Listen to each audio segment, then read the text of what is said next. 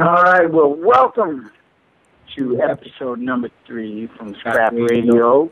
Brought to you by BJPenn.com, the official website of former UFC champion BJ Penn. I'm your host, Jens Little Evil Pulver, and today we'll be talking to the lovely and talented Miss Corissa Furr about her time, I'm sure I said that wrong, about her time filming The Ultimate Insider for Field TV, which airs tonight, by the way. We also have WBC light heavyweight Muay Thai champion Joe Stitch 'em Up Schilling, who fights the undefeated Simon Marcus joint at Hard Rock Hotel and Casino in Las Vegas on May 12th. Live on the LionFightPromotions.com. He's probably best known to our MMA audience for helping out Nick Diaz prepare for his fight against Carlos Condit. We're also bringing the former UFC heavyweight Joey Beltran onto the show to talk to us about his light heavyweight debut. The man is dropping down last weekend. And lastly, we're going to attempt once again to get some big screen perspective from an action superstar, stuntman Ernie Reyes, to round out our show. So right off the bat, I got to bring in my super host, my partner, my co-host, Mr. Abel Pulver. Abel, how you doing? What's up, Jens? I'm doing great, buddy. Oh, yeah? Well, good. Let's, I think right off the bat, let's jump into what? We got the UFC Fox 3. I think I got my boy Baby D. Okay, I'll quit messing with him. Nate Diaz takes on Jim Miller. What do you think about that fight coming up? Oh, I think this fight's got fireworks written all over it. Obviously, you got Nate coming off a fantastic performance against Donald Cerrone. Kind of a brutal fight where Nate really let his hands kind of dictate and I thought just opened a whole can on him. And obviously, you got Miller, who's one of those guys that, I mean, you saw him just get tattooed a few times by Melvin Guillard, who anytime Guillard's hitting somebody like that, they usually go to sleep. Instead, Miller bounces right back, ends up getting the sub early. I just don't think you can kill a Miller. Yeah, I like that boy. I mean, he's like my hillbilly heartthrob sort of speak. And, the way that he fights, he's just a nasty, straightforward individual. And I know when it comes to Nathan, he definitely wanted to take a shot at 155. He looks at, guys like Gray Maynard, who he had beaten, topping the ladder. He had his run at 170. He's a big boy, but now he's dropping back down to 55 where, I'm pretty excited to see him down there and make a run because of his size and just the way he dominated at 155, before, definitely in the Ultimate Fighter as a King Pulver member. So, I'm really excited to see this fight. I can't really see it standing up too much unless, like I said, Nathan tends to go out there and fight just like his brother Nick, just right up in your face, constantly throwing wide shots, close inside punches. But punches and bunches, I think, is the key word on that one, I think. Yeah, I think, obviously Nate's biggest problem has been against guys that were able to take him down and kind of hold him there. I mean, there were even fights where I remember watching guys not even unlock their hands when they're on the ground, not even trying to strike, literally just trying to outposition him and keep him in those spots. And I just don't see Miller as being one of those guys that's going to try to make it a stinker like that. No, he's way too exciting. He likes to seriously get after it, and have a good time. But hey, we'll step in and let's get some advice and some expertise from our first guest, Miss Corissa Furr. I think I'm saying it right. And then we'll get her take on this main event on Fox. Chris, are you there? Yep, I'm here. Oh, there you are. Hey, how you doing today? Hey, how's it going, guys? Oh, can't complain. Got my little brother, my sidekick, my partner. Actually, I'm his sidekick. Abel Pulver, he's on here. Abel, can you hear? I can hear. Yep. How you doing, Corissa? Good. How are you? Fantastic. No complaints and nobody to listen to him anyway. Yeah. So, hey, right off the bat, I was going to ask, since we were just talking about UFC, the Fox 3 card, what's your take on the main event?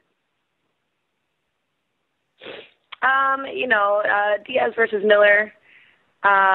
Miller obviously a great wrestler, so control most of the fight with those takedowns. Although, Nate, of course, is very dangerous off of his back, so he's got to watch out with those submission attempts.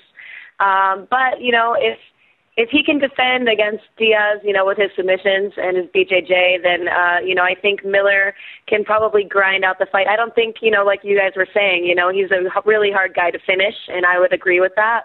So, I think Miller will probably grind out the decision on this one.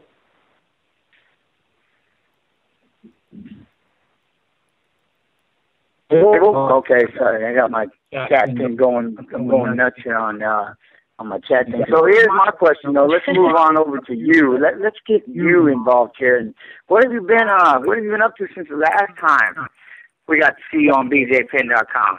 Well, I've been doing a couple things and actually started getting involved with UFC. So I did a segment for UFC Ultimate Insider on Fuel TV. Which actually, I had the pleasure of hanging out with one of the fighters that's on this card this weekend, Josh Koscheck. And we did, it's a fun little episode. We did kind of like a cribs thing. So we get to go and check out his house and his cars, and he has some really nice rides that you guys will probably enjoy. Check it out for sure. I somehow knew that you were going to say cars, by the way. That's how you got your initial start. Am I correct? As you were modeling and in the car show industry? Yeah, I've done a lot of stuff in the automotive industry, and I still do work with some companies like Pirelli. I do some stuff there for them as, kind of a spokesmodel. We sign autographs and posters and all that stuff. So, that is kind of how I got my start, and I've always been a fan of MMA, and, I won the Strikeforce contest last year, which was amazing. I got to, go to the fights and sit cage side as a ring card girl, which I think is, like, the best job in the entire world. So, the automotive industry kind of got my foot in the door with the whole modeling stuff, for sure. And another question, just to follow up about some of the stuff that you've been up to. What was it like to be on Entourage? I mean, that's like the coolest show ever for any guy. Obviously, I'm a huge fan. What's the PIV like?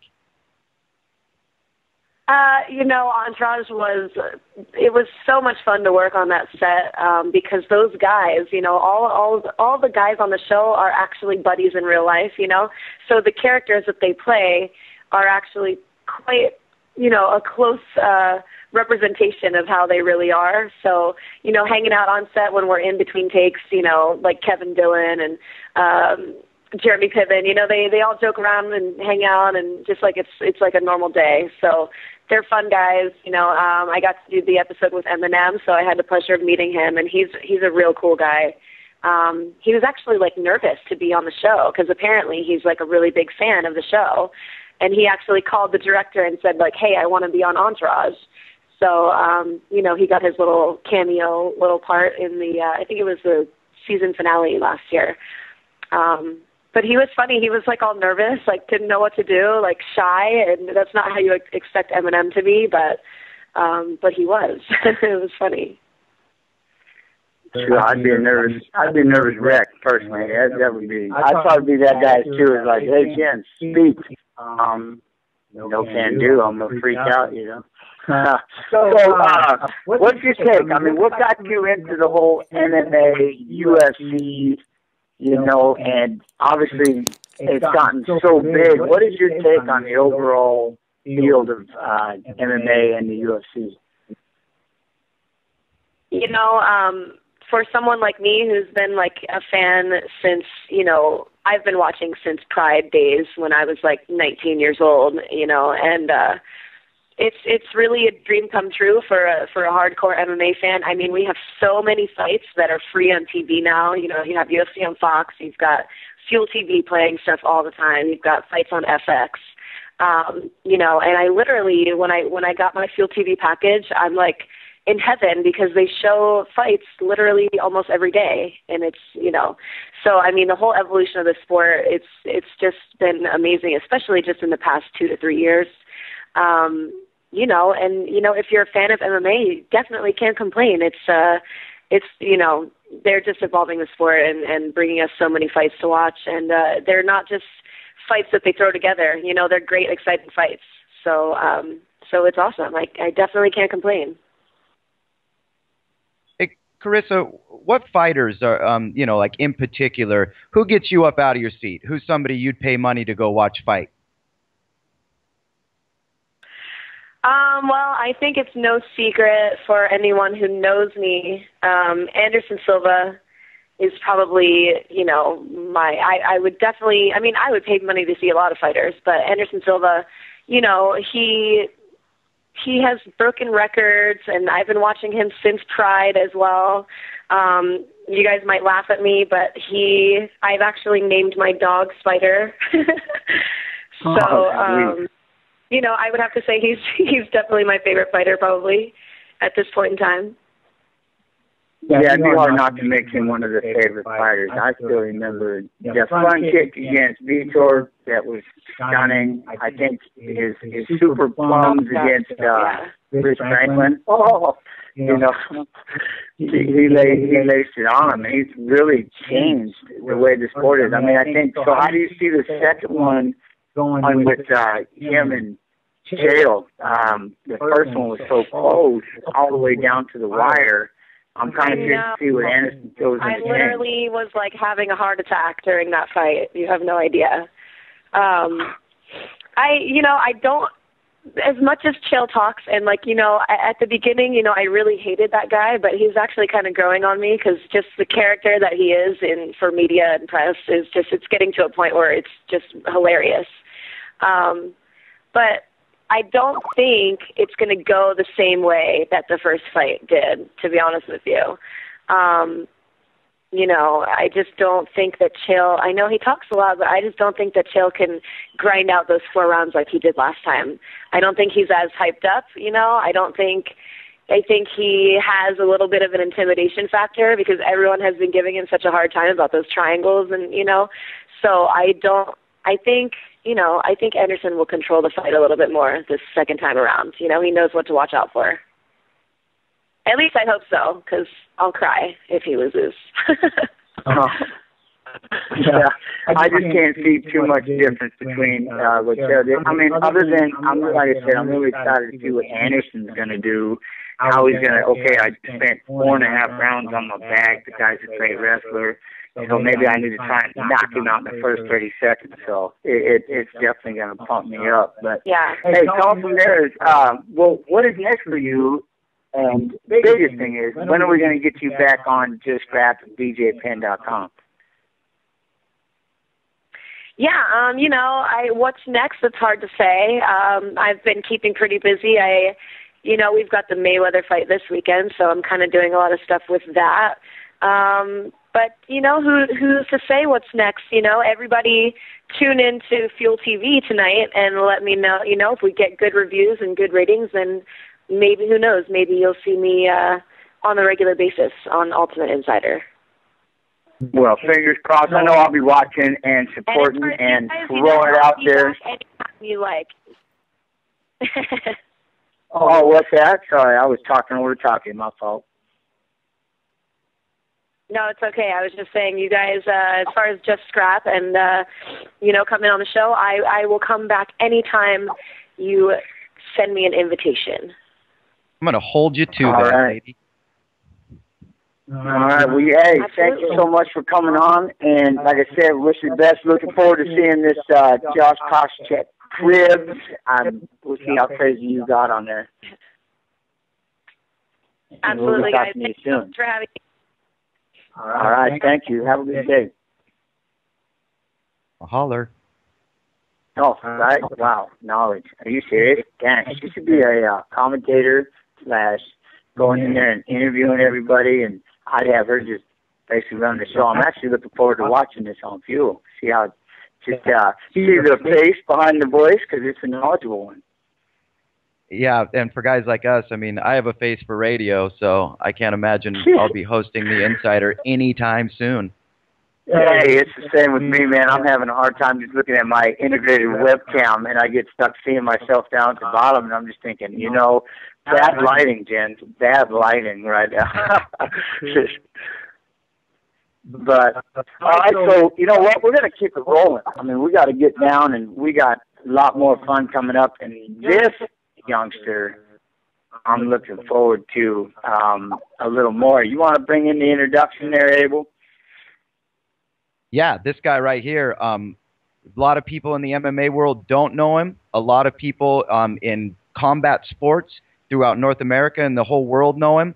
He's competed against Thai fighters. He's competed, he's got a crazy fan following. You should see this guy's characters that come with him. They drive from LA over to Vegas when he fights there. He's got the wildest group of followers I've ever seen at a boxing or Muay Thai fight. And he's obviously a 6'3", 175-pound light heavyweight Muay Thai champ, Joe Schilling.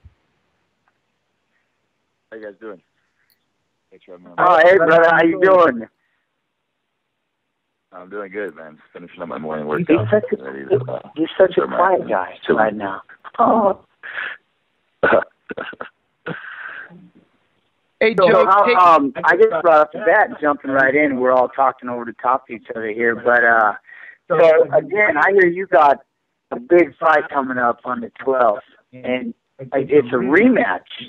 And from my understanding, it was an insane first fight. It had a lot of chatter. That's why I was like, I got to see the outspoken in your face, Joe Schilling. Here, you gotta lay it down on me here. So, what do you think?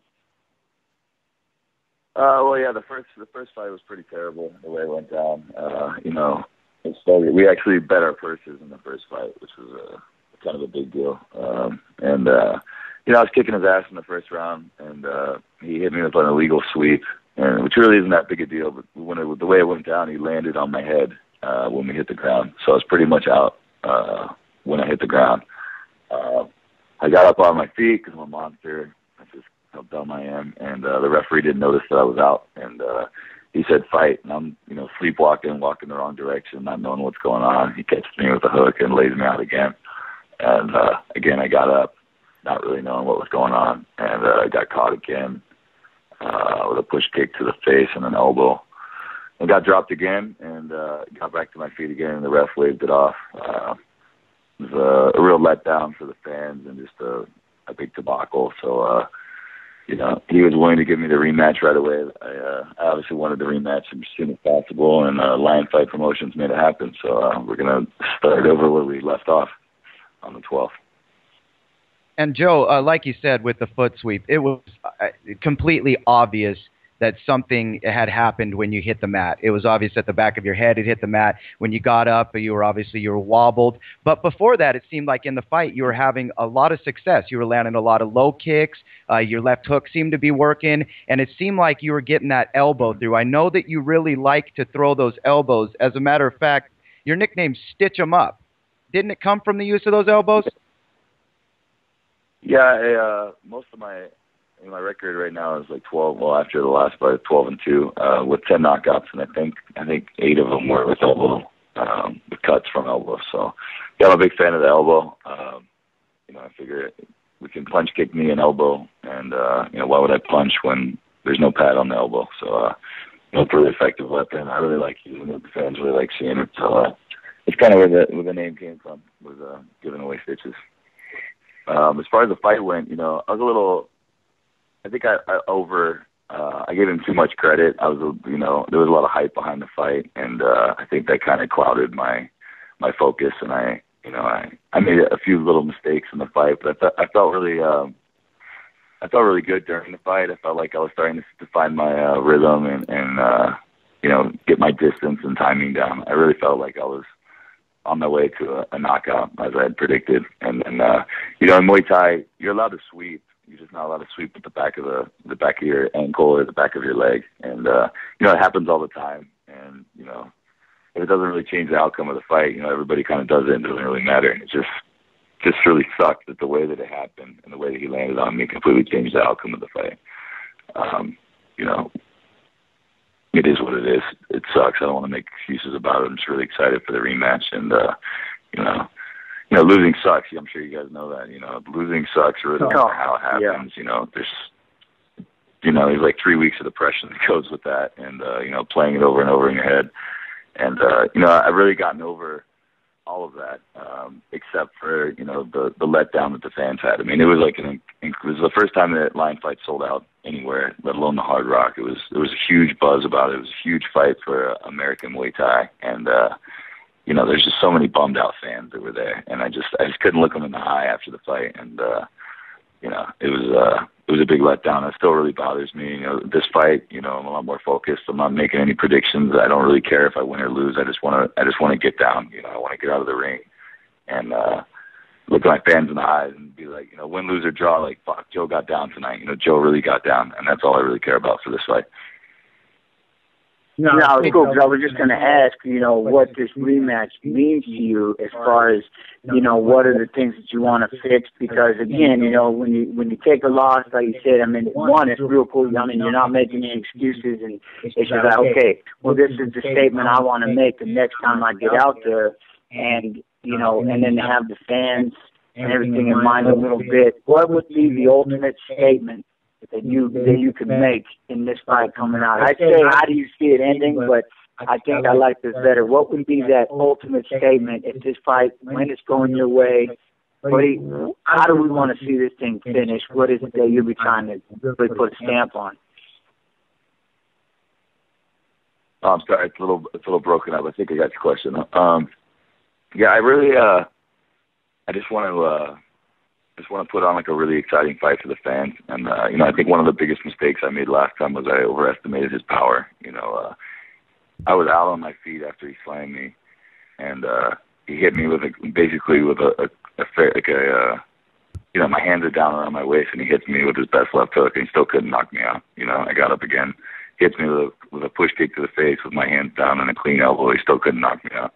You know, so going into this fight, you know, what do I really have to worry about? I know he can't knock me out. He had 3 free shots and still couldn't do it. So, you know, I'm going to come right after him this time. I'm going to throw bombs at him. And I just really want to make a statement to the fans, to him, and to myself that I'm a much better fighter than him. And he did get lucky the first time. And, you know, that, you know, I'm the better fighter. That's really all I care about.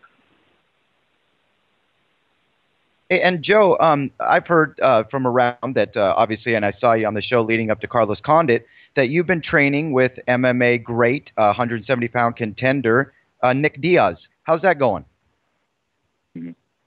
I helped him get ready for a fight with Carlos Condit. You know, they brought me in as a sparring partner, and, you know, it was an awesome experience. You know, I really like Nick. We have a lot in common, and it was really good to train with another, you know, high-level guy that was, you know, Nick is probably one of the smartest guys I've ever met, you know, and he doesn't probably come across that way to a lot of fans, but I learned a lot from Nick, and, you know, I hope that I helped Nick out a lot. The way the fight went down was pretty disappointing for I think everybody, and, you know, I just really liked working with Nick, and, you know, we're still really good friends now, and, you know, it's going great. Yeah, that fight was extremely frustrating to me because, like I said, I'm a Diaz fan, and, you know, he's a different bird. People give him a different kind of, you know, he gets a different look, and people kind of misunderstand the way he is. But, I mean, he's about as real as it gets, and it's not really too fake. That's just how the boy is, you know what I mean? Right. Totally. Hey, so now here's one thing I have to ask you. Oh, go ahead. No, go ahead. What were you saying? Oh, my bad. Yeah, see, I had to do the phone. My headset and everything decided to take a chunk on me today. Dang, Turtle Beach. But, so my question was, just in your opinion, with MMA fighters and things like that, I mean, I'm a big fan of the K1 Max back in the day. And do you see any MMA fighters, at least with their style right now, that could possibly survive and maybe give it a shot in your world? Not so much against you, but just in that world. Yeah, I mean, absolutely. I think there's a lot of guys that, you know, started out with a Muay Thai background and then transitioned into MMA because of the money and the opportunity. But yeah, I think Dwayne Ludwig could still compete at a high level in Muay Thai right now. And with Shane Del Rosario, who's one of my regular sparring partners, who's about to make his UFC debut. He was killing it in Strikeforce for a while. And And he was a WBC heavyweight world champion for Muay Thai, and he's a phenomenal kickboxer. There's I think Anderson Silva could do well still in a high level Muay Thai fight. There's tons of guys in MMA now that could make that transition. It's just there's just a lot more money and opportunity in mixed martial arts right now. But the talent is definitely there here in the U.S. It's just a lot of the guys have transitioned into MMA. Hey, and Joe, an interesting thing I heard. Your gym is called The Yard, correct? That's right. Tell us about where you got that name. I think there's a story behind it, right? We used to train at the old Los Angeles Boxing Academy, or LA Boxing Club in downtown Los Angeles, which was around for like 30 years. It was a really low income, like hardcore boxing gym. I remember when I first walked in there, when I first moved out to California, it was like the most intimidating gym I'd ever been in my life. It was like super dark. It was like one giant room full of boxers, another giant room full of kickboxers, and it was just like some of the best. Mosley used to train there. Lil Ali used to train there. David Tua trained there for a while. It was just it was a rad gym, and it went out of business. It got bought out by like a church or something. I think like 2 years after I moved out here, and me and my trainer, was gone. So all those fighters were looking for new places. So a lot of guys jumped around to different gyms, and my trainer and I ended up training at a low-income boxing gym in Lincoln Heights. That was actually the old Lincoln Heights jail, and they took like the 5th floor, and they put up, they renovated it into like a low-income boxing gym. And so like where the pods would be, where like all the TV sections would be for like all the inmates or whatever, they put up boxing rings, and then like the cells were like lockers for the trainers, and it was just a really cool vibe.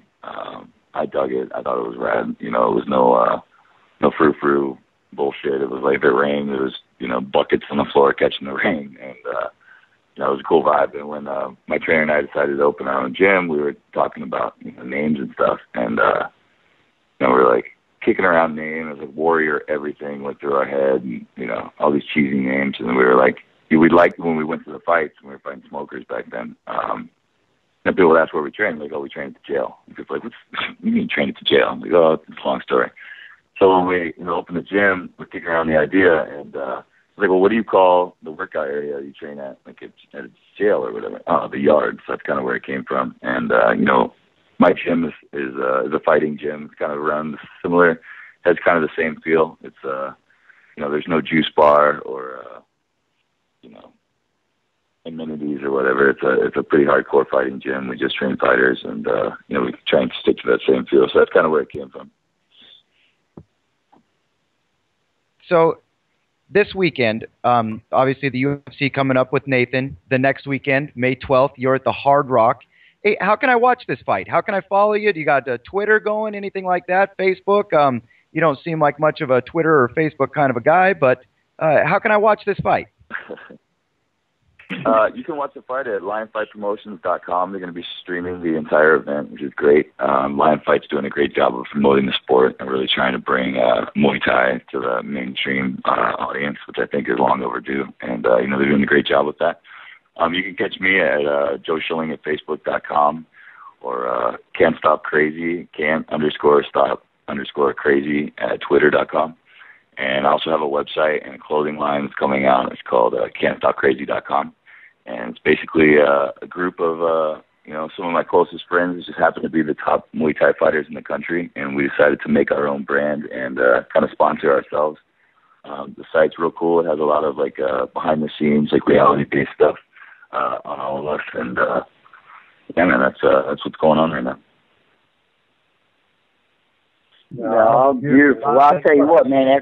I'm gonna have to get down there at one point. I gotta see the Yard, man. I like just the sound of it, and it sounds like it's pretty hardcore. You know what I mean? But I think the biggest thing is obviously we want to wish you the best of luck on the 12th, and we're gonna have to get you back on if you're up for it, and start picking your brain on the stand-up side of things. And I think Abel, we're gonna have to make him our pro He'll be our pro color here. He's going to have to be our analyst. I would love yeah, to. man, we always need someone with dirty elbows. In my gym, for sure.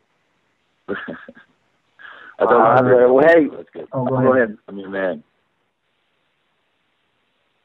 I was crossing over. I'm having crusty time. I apologize. But hey, I just want to say thank you very much. And we will I'll be getting a hold of you. I won't message you before the fight, but we'll definitely be getting back to you after the 12th. All right, brother. Take care, guys. All right. Give him hell, Schilling. Will do. Later, man. Minus the lag in the internet of my booby here. I got that's a savage little individual. 6'3", 175. I can imagine his elbows there. It looks like he's gonna just straight cut somebody with them bad boys, yeah. Oh, watching his fights, it's fun. He really brings them. I mean, he throws them like straight rights from 5 feet away and just lambaste guys. It's incredible actually to watch him use those elbows as weapons. He's a good fighter, that guy.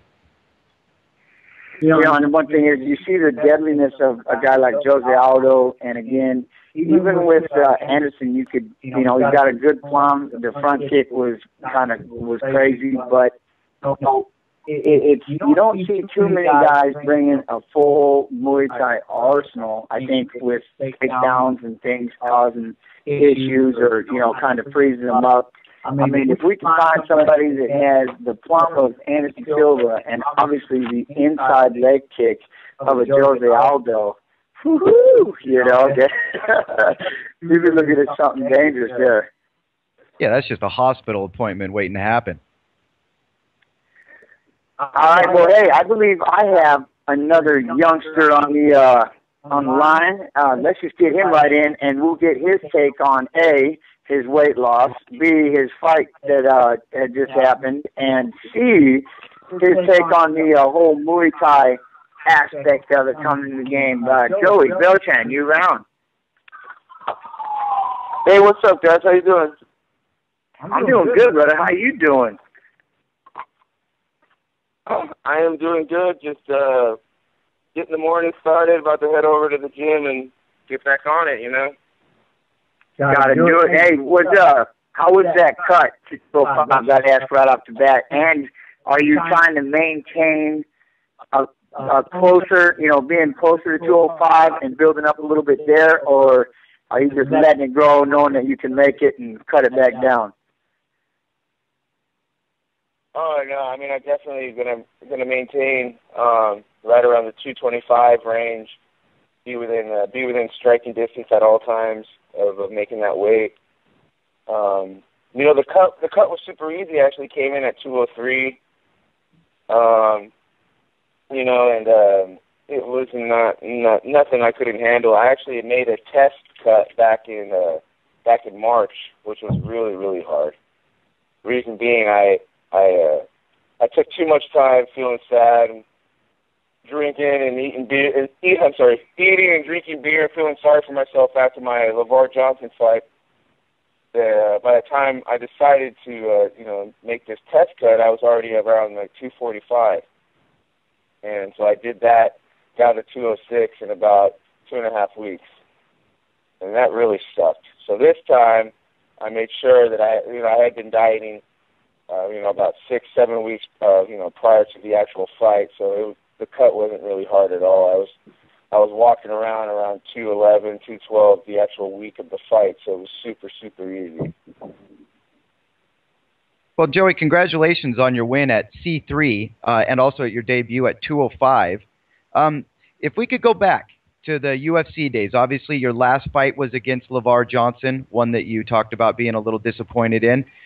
You've had a lot of success, though, against a lot of bigger guys, and you're not the biggest heavyweight.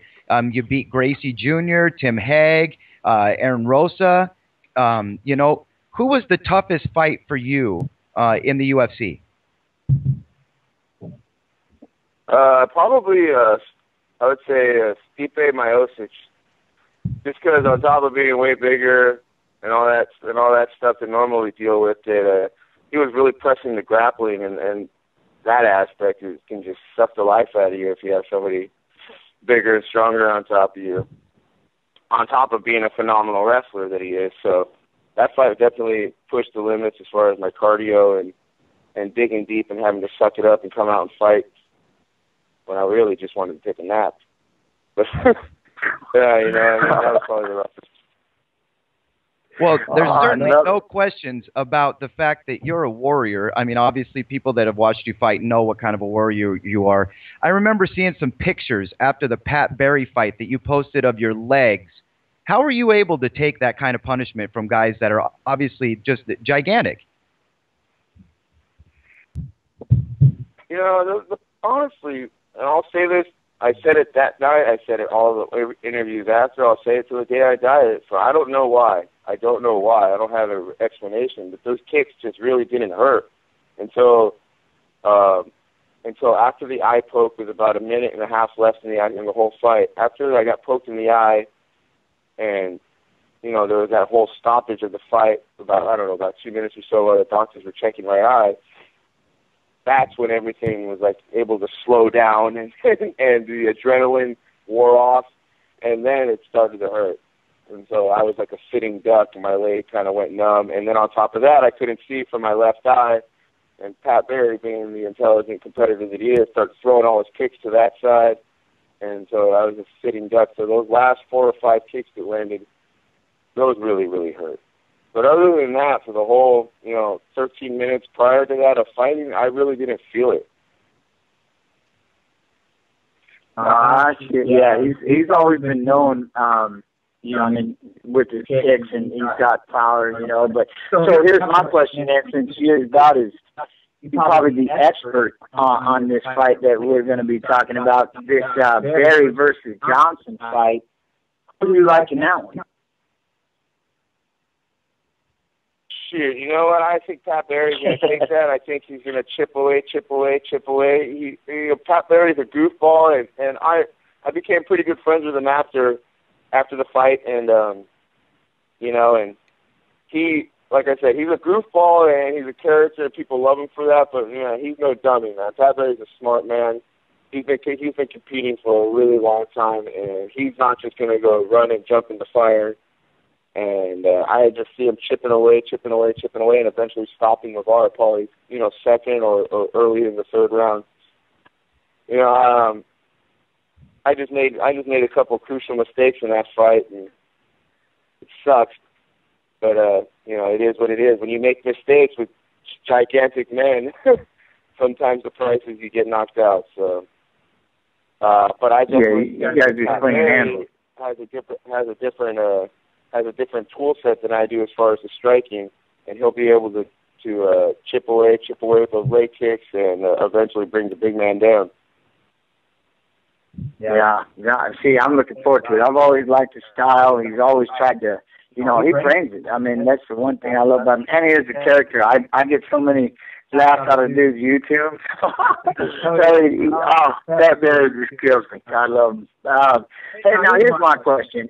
And then in the UFC, the release and and the politics inside the whole UFC aspect, was it bitter? I mean, was it something that you're like, well, the hell with it, and you already know right off the bat, hey, I'm just going to have to get back to the drawing board and I'm going to fight again? Or were you questioning your whole career? Or, you know what I mean? How did you feel at that point? And did you ever have any doubt that you were just going to come back and fight and just be stronger?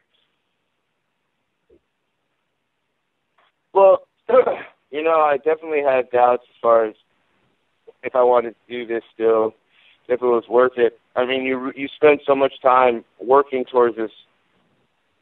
You just hear UFC, and you make it this end-all, be-all of your career. And then, after reaching there and having decent success, I wasn't a world beater by anybody's measure stick, but I had success. I won. I fought in front of the big crowds. I got on I got TV time. I did all that good stuff, and it was definitely cool. But afterwards, I was left with this feeling of, man, why am I doing this? And so there was definitely some soul searching that went on after that fight. On top of the whole, I had never been even really hurt put in a dangerous position in a fight, let alone put out like that. So it was really painful for my family to watch, especially my wife being there live. But that's part of the game, man. I've knocked out and smashed up plenty of dudes. So for it to not happen, for me to think that it was never going to happen to me would have been foolish. So it took a little while. I kicked the can around a little bit, felt sorry for myself. But once the dust settled, I knew definitely I wanted to keep fighting again. And then after a while, basically, honestly, it comes down to the economics. All right, whoever's gonna pay me the most, that's where I want to go. And UFC right now is the best organization in the world, and they're paying the biggest checks. So that's where I got to get back to. And I have a realistic approach. I know what I have to do as far as the type of fights that I need to get and the kind of guys that I need to go against. I don't need to fight tomato cans. I need to fight solid guys that are either coming up and trying to get into the UFC themselves, or guys that were just bounced from the UFC, like in the same position as me. So I'm not looking to pad my record by any means. I'm looking to do as quick of a turnaround as possible. I have a goal. I have a perfect world scenario in my brain. If I can get 3 wins in this summer, and somehow, some way, by the grace of the Lord, get a late notice call to fight on the August 4th card. It's happening in Los Angeles, the UFC on Fox 4.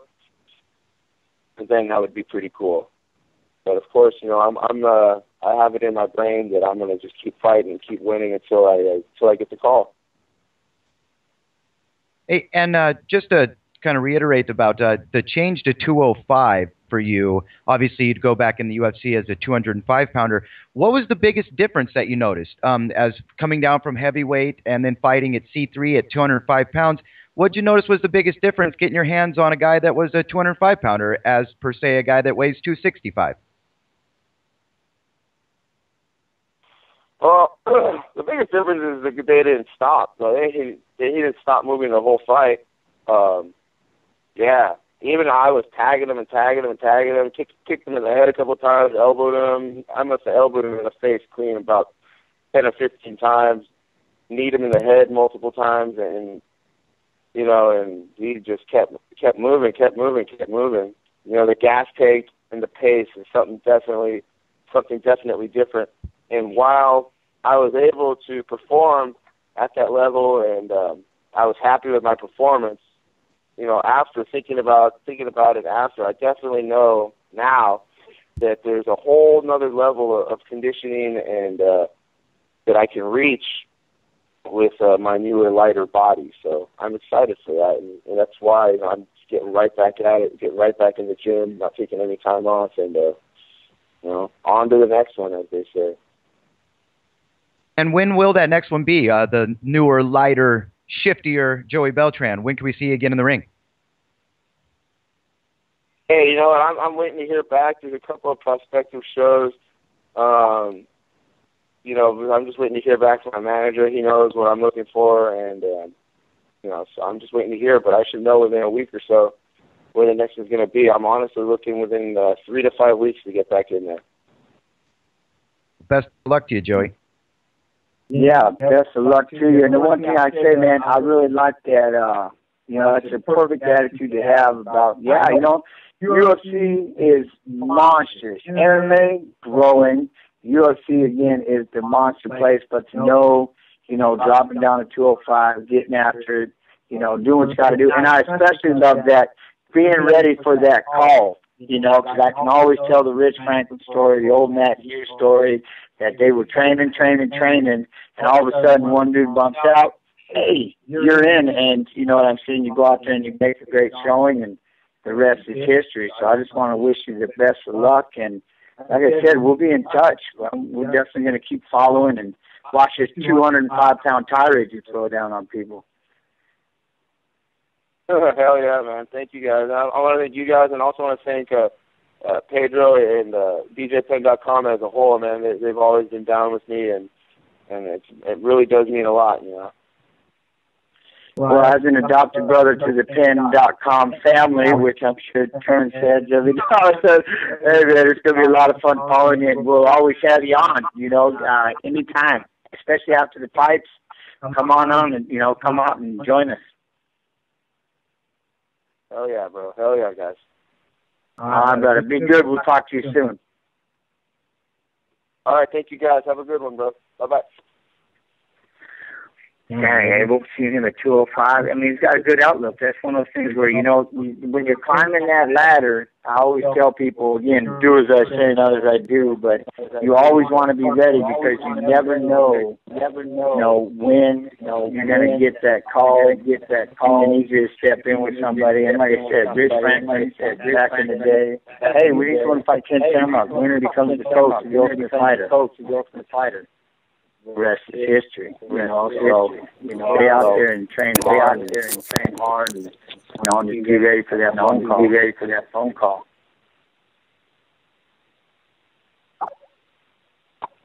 Yeah, the thing about it is, I heard absolute rumors. We didn't get him on last time, but me getting a little giddy up right now. I'm extremely excited, and I'm hoping we can get Ernie on. This is attempt number 2, but I'd like to get him on. Abel, your take. What you got going on over there in Seattle land? Anyway, we better get to rap.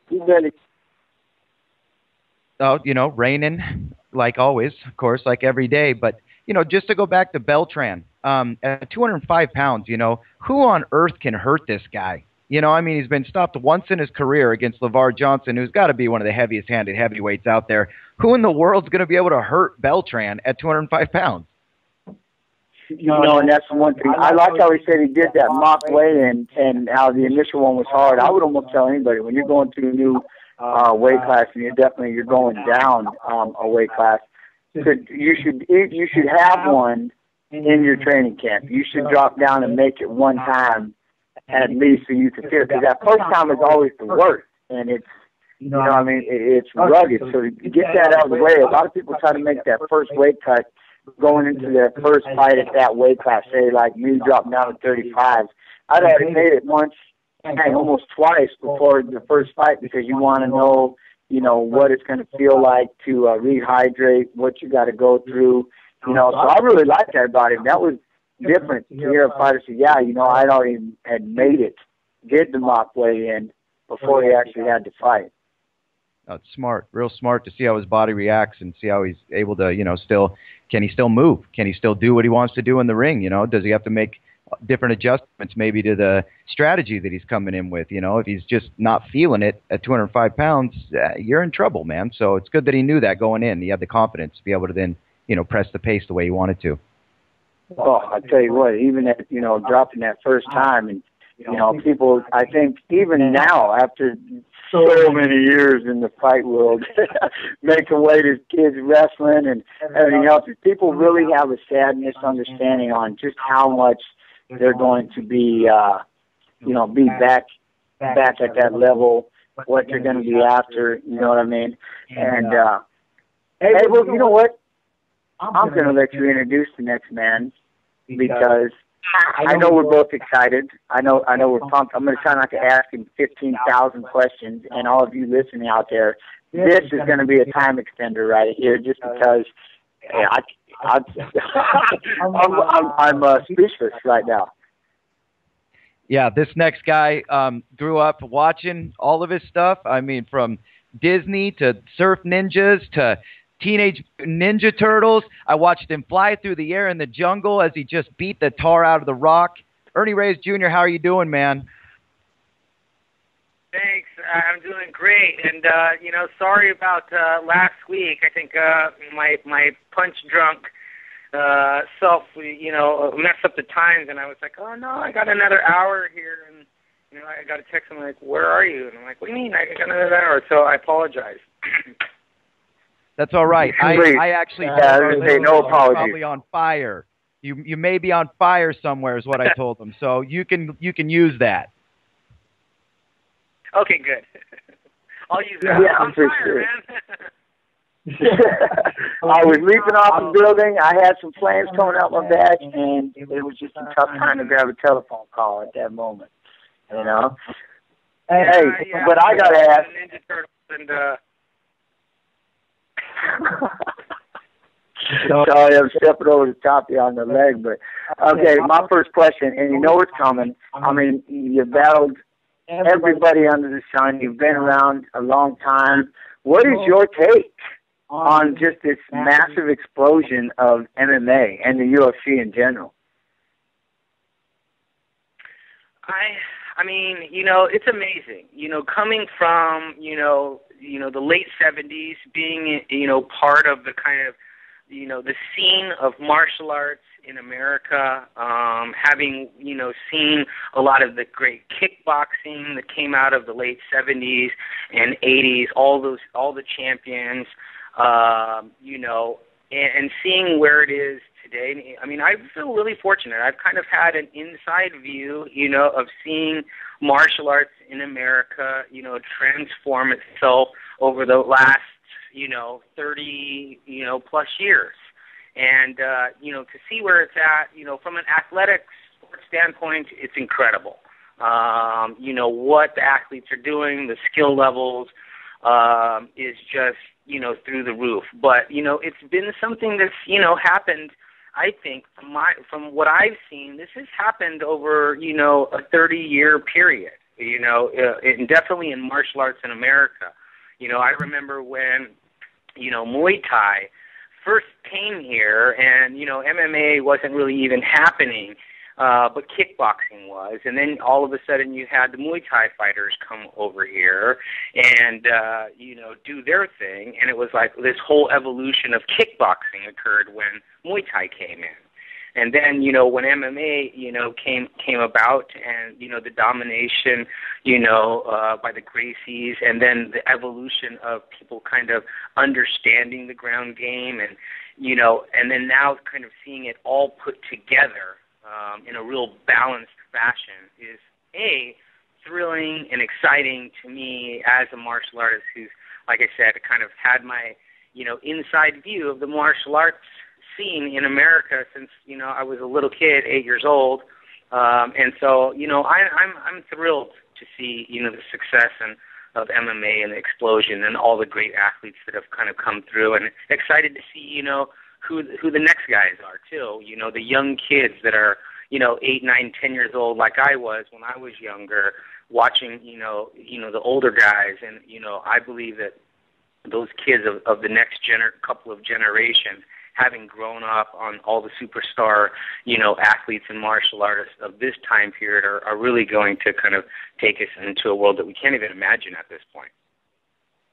And Ernie, obviously you've been around a long time. Like you said, you started when you were 8, and you've had all the inside view into Hollywood and martial arts in the industry of movies and whatnot. Have you ever got the itch maybe to enter in now that you see like the popularity of MMA? Have you ever thought about throwing your hat in the ring? Yeah, you know, I fought a couple of times, you know, on Strikeforce, just Muay Thai, you know, in the I think it was mid to late 80s. I started training with Sexon Janjira, and, you know, I was like, man, I gotta get in there and do some Muay Thai. I mean, these guys are the real deal, you know. And, you know, then about, I'd say, you know, over, I guess, 5 years to 8 years after that time period, you know, the MMA started exploding, and I was like, I still do, actually. Even today, I was like, when I was thinking about talking to you, I was like, God, I'm getting that itch, and I'm like, I'm 40 years old, slow down, reel it back in, buddy. You know? It takes a lot of work. It takes a lot of focus. It takes a lot of concentration, you know, to, you know, put your mind and singly focus on, you know, being a competitive athlete. And, you know, I don't have the experience as, you know, in terms of MMA. I've had, you know, like my 3 or 4 fights, you know, on Strikeforce competing as a Muay Thai fighter, and those were just 3-minute rounds, you know. So I can only imagine, you know, the toll that it will take on the body just in the training process. But I still get excited. I still get fired up. You know, I still look at the 135-pounders and go, man, I wish I could get in there with those guys, you know. But then, you know, like I said, reality sets back in. Yeah, right. I mean, I'm facing that reality as we speak, and you know, you see these guys coming out. It's cool that you touched on that, and I remember saying myself when I first got into the whole UFC, MMA fighting, you know, in the beginning, it was pretty much the whole no weight class, the old Tank Abbott, Horace Gracie, Ken Shamrock style of fighting, and they didn't even have the little guys.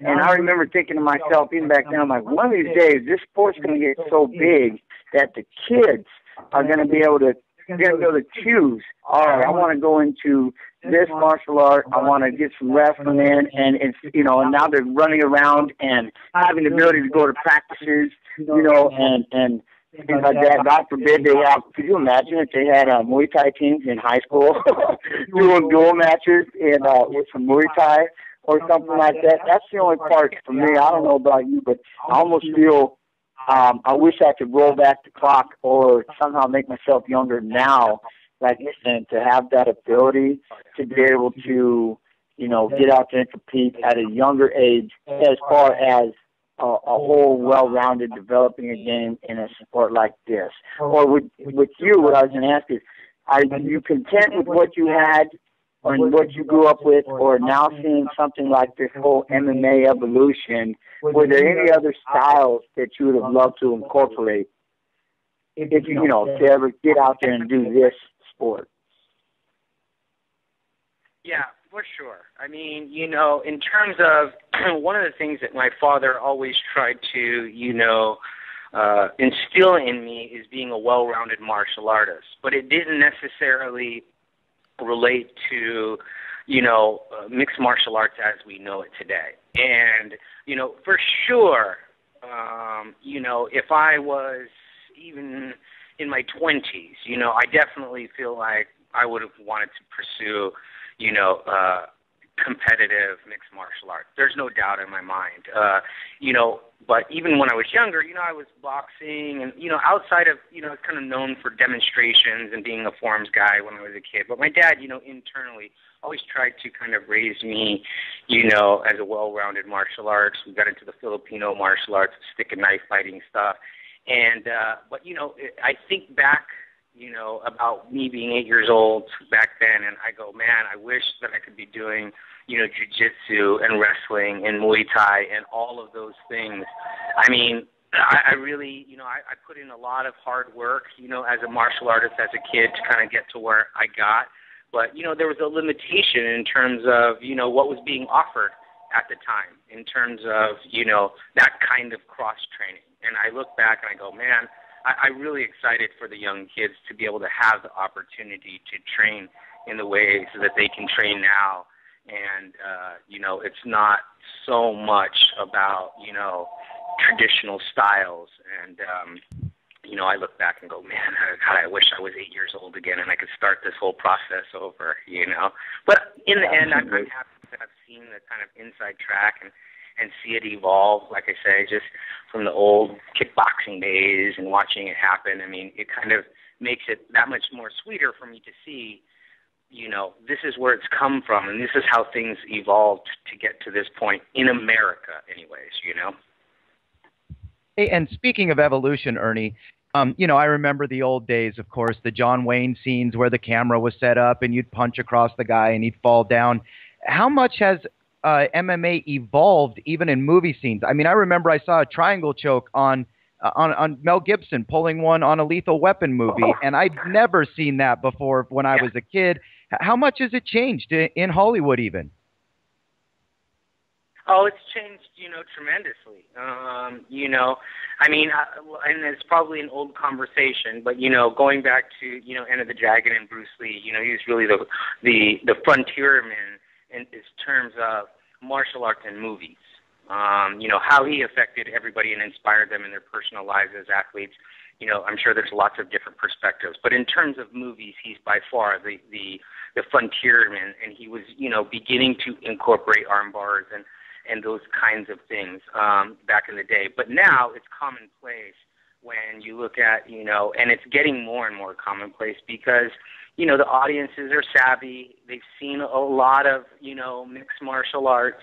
And so when they see their favorite, action guy, they don't want to see them, punching and striking and doing things that they know are unrealistic, because it kind of takes, part of the magic of movie making is the suspension of disbelief. So, when you see, characters in movies performing moves that you've seen in real life and seeing the effectiveness of them, it just helps the overall, movie experience. So I suspect, and probably pretty sure, that we're going to see more and more, MMA in films and television as we move forward from here.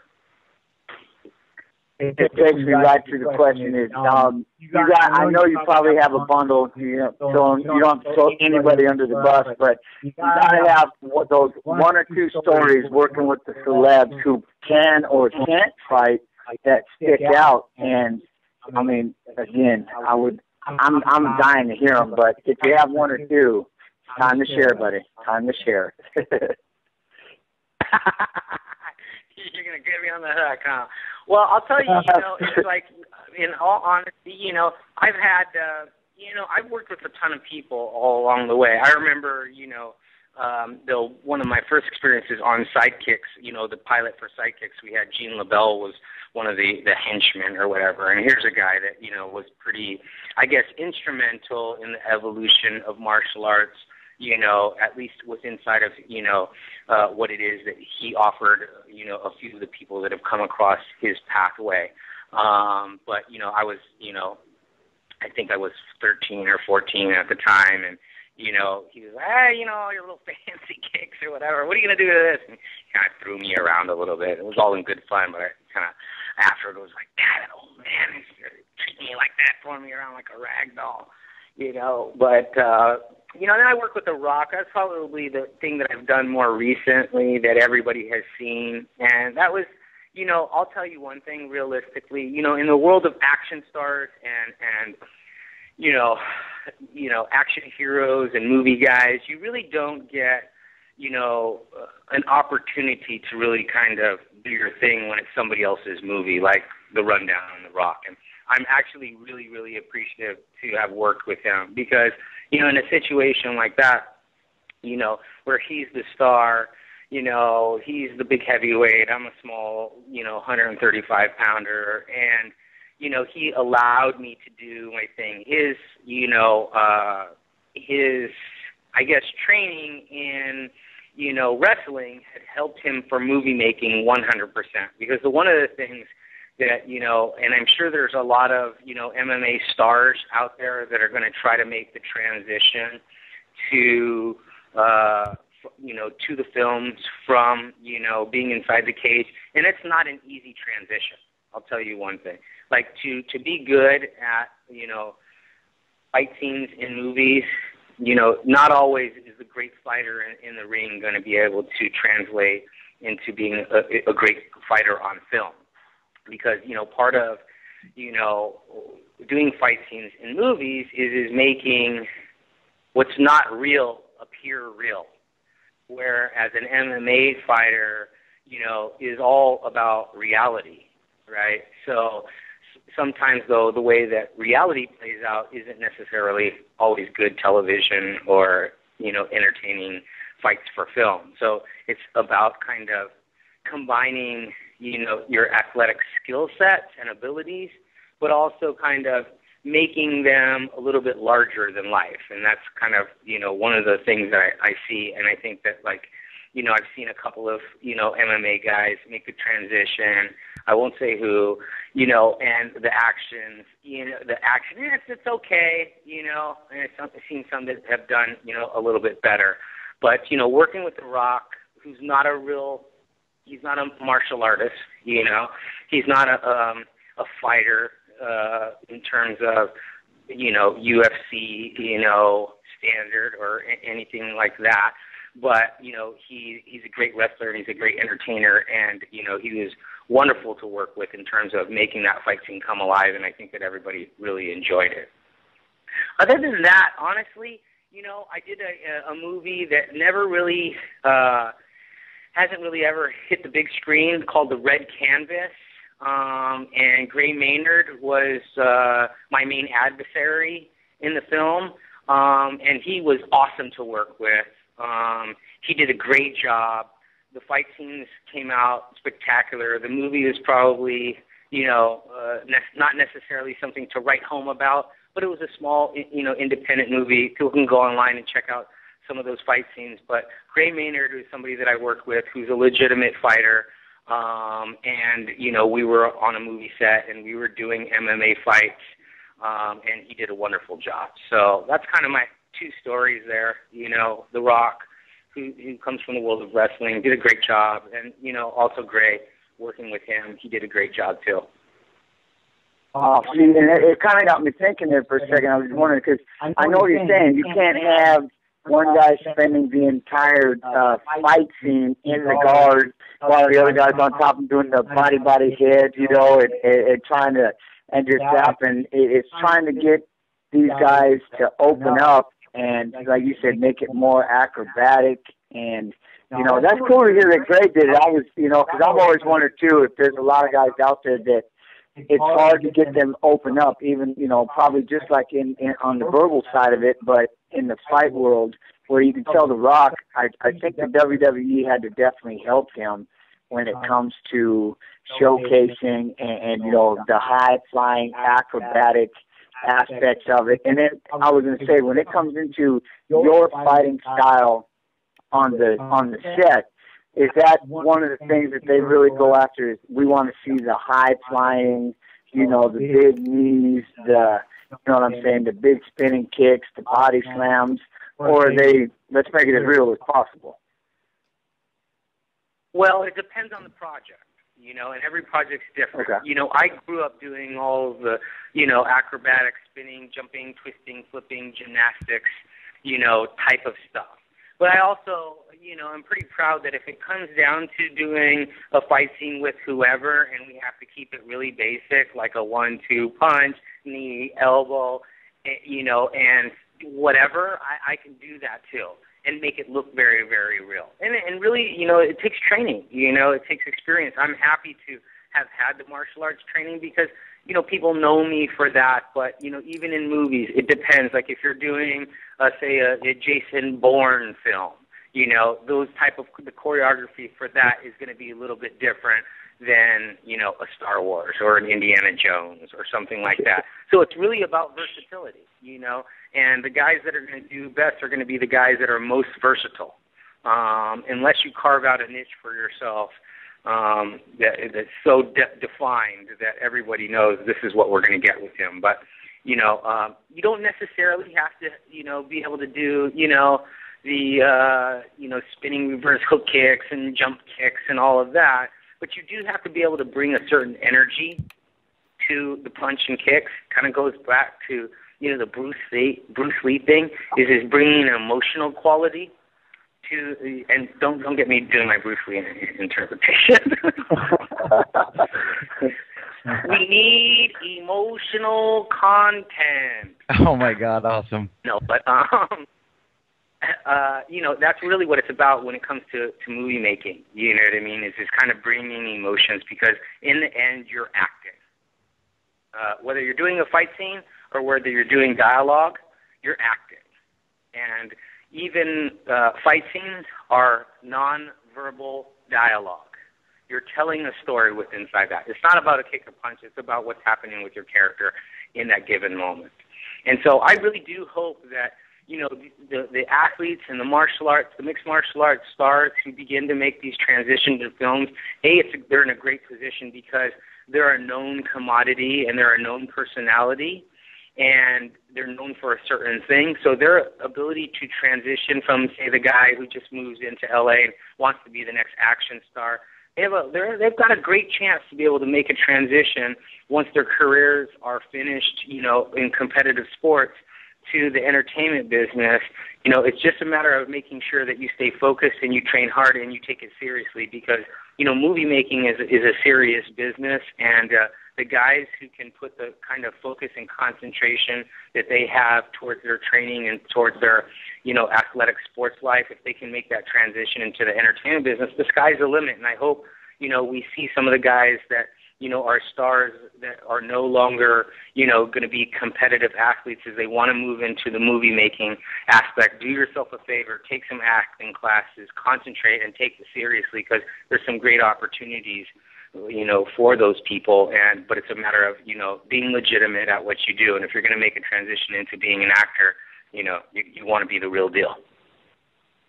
Hey, Ernie, just to let you know also, I literally grew up watching you, man. I literally, like, it's like the soundtrack of my life. One of those things, watching all of your movies as a kid until being an adult now. And I get excited. Every time I know that you're in something and I see that you're going to be on it, I'm like, oh, man, I am going to see that. So give me a little heads up. What can I expect next from you? Well, I got a couple different projects, actually. I created a martial arts superhero project. We know that, you know, superhero projects right now in Hollywood are doing pretty big, and I created actually a universe of martial arts superheroes, and I'm rolling out the first book. I'm rolling out actually the first project as a comic book, and it's called Sunny Dragon. It's a martial arts superhero about a detective who traces the death of his master to this mystical martial arts kingdom hidden in the streets of San Francisco. And that project is built to be launched as a comic book, but then ultimately, you know, developed across multiple platforms like video games, films, television, animation, etc. So I'm really excited. Just kind of look out for my martial arts superhero projects that are going to be coming out, and we're going to be launching Sunny Dragon at Comic-Con 2012 in San Diego, California. So I appreciate it, Jens, and, you know, I'm really excited to talk to you also, to see somebody doing, and you know, I don't know how you feel about what you're doing now. You're doing a great job. I've been, you know, in films and television and radio for the last 25 years, and I think it's awesome that you're doing this show, and I think that you're building a real foundation for yourself, and I really congratulate you on all your successes as a fighter and whatever you do as you move forward in your life. All right. Well, number one, you just gave me goosebumps. I was like, I'm starstruck sitting here listening, and wow. Hey, so no, thank you very much. And you know, yeah, I'm real thankful, you know, for BJ Penn and Pedro for bringing me on with the, you know, the BJPenn.com, and you know, like I said, it was a lot of fun. And then I heard Comic-Con. I mean, okay, number one, do we have a Twitter? I mean, I want to follow about as fast as we hang up this phone call. And two, oh my God, I got to see you in Comic-Con, man. I'm coming down. I'm heading that direction. But when you said about gamers, do you see a lot of video games? Are you a semi gamer? Do you mess with too many video games out there? And that would be my first question, because then what I wanted to ask is, if you do, does that help as far as, like you said, about making these movies coming out? You got gamers. I'm hearing what you're saying right now about that world of martial arts. Oh, are you serious? It'd be a sick game, too. Oh, yeah. I mean, I'm not an actual, like, big gamer myself, you know, personally. I mean, my dad was so, you know, kind of disciplined in my lifestyle growing up. You know, the arcade games were pretty much the last that I was really got to play, like, on a daily basis and spend, you know, a little bit of time. But I've watched through my younger brothers and sisters the evolution of gaming, and that's one of the things that I'm really excited in terms of the projects that I'm developing that are all themed and based around the world of martial arts. Some fantasy, some horror, some, you know, just kind of down and gritty reality stuff. But, you know, definitely the end game is gaming, because it really gives, you know, the audience a way to participate in the world that you created. But, you know, I think that the last, you know, games that I really, really got into, you know, is when, you know, Sega first started coming out and that kind of stuff. But, you know, I've seen it all. I just haven't had the time to necessarily play the games because, you know, we're developing them. Oh, okay. All right. Well, if you ever need to beat someone up, brother, I'm right here. Yeah. You can give me a pile driver pretty much any time. But so hey, the final question. This is, I guess, we can call it greedy. But do you have the Twitter? Do you have? Are you tweeting very much? I'm tweeting here and there. I definitely am, and I was just about to ask you what's your address on Twitter so that I can follow you and give you a shout out. Oh, for sure. It's at Jens_Pulver. I've just started getting into this whole tweeting. Yeah, I'm just getting new to it too, but mine is just at Ernie Reyes Jr. All right, well, you'll be hearing from me in about 5 minutes. Right? You know what I mean? But, hey, I just wanted to say before we go, thank you, man, seriously, for coming on and finding the time and allowing us to, just all of the questions that, like I said, me and Abel have been just dying to ask, the crossover and stuff. I've been a long-time fan, and, I look forward to talking to you again. And by any means, man, please come on the show anytime you want to. You always have a spot. Thanks, Jen. I really appreciate it, and I want to thank BJ and Pedro and Josh and Just Scrap Radio for having me on today. It's been a blast, and I look forward to talking to you guys again soon. All right, man. Be good. We'll talk to you. All right, buddy. Abel Pulver, dear God. That's Ernie Reyes Jr. Go ahead. What do you got? Comments there, little brother? He had me at superhero. I'm like, man, I want to be a superhero. Come on. I want to dress up. I want to do the whole thing. I was born to be a superhero, and I'm little. He could beat me up. I just let him body slam me, head kick me, anything he wants to do. I just want to be a superhero so that way people can, know that that's what I was born to do.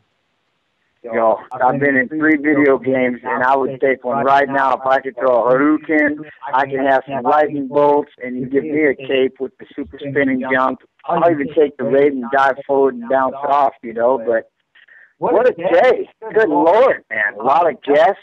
We just kind of crossed it around. We had TIE fighters to the very lovely Corissa to again, one of our, I'm going to say, our long time heroes / and the one thing I want to make sure I say right now, and I know he really wasn't saying it too much, but that is one of the forefathers of this sport, of MMA. He made everything exciting. Like I said, as a kid, he always kept that knowledge from, I've always, watching him, following, obviously looking up Bruce Lee and things like that. There was always that side of me. Yeah, you and I went into wrestling, but I remember that for a while I always wanted to be a kickboxer or a boxer, until we started seeing this whole MMA aspect. But without a doubt, Ernie Reyes Jr. is, in my eyes, one of the front runners of martial arts. Yeah, he's like kind of our generation's Bruce Lee. I know a lot of people, they talk about Bruce Lee in all of his movies, and obviously we've seen him too, but there wasn't that connection with him because he wasn't still, making movies and he was no longer with us. A guy like Ernie, he's been doing it literally since we were little kids, and we have watched him and grown up with him. And, after watching The Rundown, I thought that was one of the the best choreographed fight scene that I'd ever seen. I mean, they're on the bungees and they're flying around. He's really done a lot, I think, for not only martial arts, but for Hollywood as well, as bringing this kind of fighting over into the movies. Absolutely. Well, that is going to be it for Just Scrap Radio, episode number 3. You look at the cast. Again, big thank you to Pedro, a massive thank you to BJPenn.com, BJ Penn himself. God love you, brother. And then I think one of these days we're going to have to go live and we'll get another ping pong match going. He and I, and Abel can be the refs. And, again, Abel, little brother, thank you so much for being the co-host. And I'm going to let you say the final goodbyes. Oh, real quick, we got to answer. What's on the menu? What is the special of the day at Village Coffee? Village Coffee, Maple Valley, Washington. Obviously, best cup of coffee you can buy. Owned ostensibly by my wife and I. And the best thing you can get there, obviously, is just a good cup of coffee from great people who make it the way you like it. I'm a big white coffee fan, little salted caramel in there. I like to keep it salty, you know me. So anyway, yeah, stop by, get a cup, man. It's always hot. All right. Well, thank you all very much for tuning in. I'm going to work on this headset business that I got going on, and the thing about the internet, we got to get this thing powered up. We need that Far East internet. We're getting 100 megabytes a second, and getting a quick upload and download. But again, thank you all very much for tuning in. We will see you next Tuesday on Just Rap Radio, number 4. And make sure to leave some comments. Get at us. Like I said, Jens_Pulver, BJPen.com on Twitter. Tell us who you want to hear from, who you'd like to see. Get more active. Get in here, because we're going to start rolling a Twitter board, and we're going to sit back and we'll start answering. Maybe we'll start the show off or finish the show off, answering your guys' questions, having some comments, and just, having fun. More or less, just having fun. So with that, y'all be good. We'll talk to you soon. And again, in the words of my passed away, my passed on brother, Schnocky, peace and hair grease, everyone. Talk to you soon. Mahaler.